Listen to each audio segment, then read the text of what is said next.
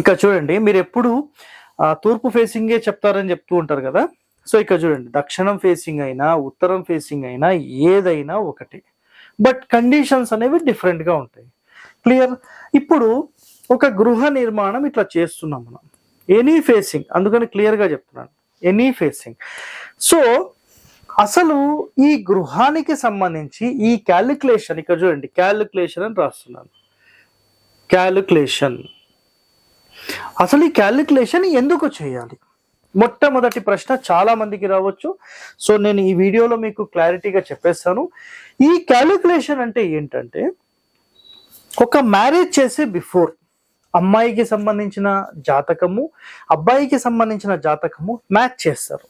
Match చేసి అసలు వీళ్ళిద్దరి నక్షత్రాలు ఎలా ఉన్నాయి, దాని తర్వాత వర్గు ఏది ఉంది, దాని తర్వాత వీళ్ళ జాతకాలు ఎలా ఉన్నాయి, వీళ్ళ రాసులు ఎలా ఉన్నాయి, వీళ్ళ భవిష్యత్ ఎలా ఉంది, ఇవన్నీ క్యాలిక్యులేషన్ చేస్తారు. ఎస్ ఆర్ నో అర్థం చేసుకోండి మీరందరూ.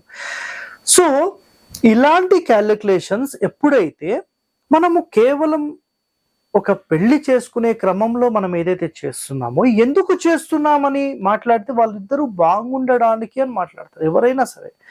అందులో గుణాలన్నీ కలవాలి. ప్రేమగా ఉంటారా, పని చేస్తారా, ఎక్కువగా శక్తివంతుల, వాళ్ళకి ఏమైనా ఆరోగ్య సమస్యలు, ఇలా అన్ని క్యాలిక్యులేషన్స్ ఉంటాయి కదా.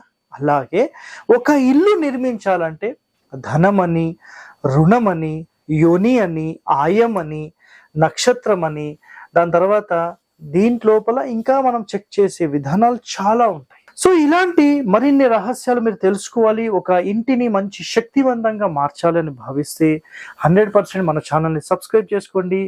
ఇలాంటి వీడియోస్ 10 మందితో షేర్ చేయండి. మీరందరూ బాగుండాలని కోరుతూ, పూర్తి వీడియో లింక్ మన టైటిల్ పైన ఇస్తున్నాను, మీరు క్లిక్ చేసి పూర్తి వీడియో అనేది చూడండి.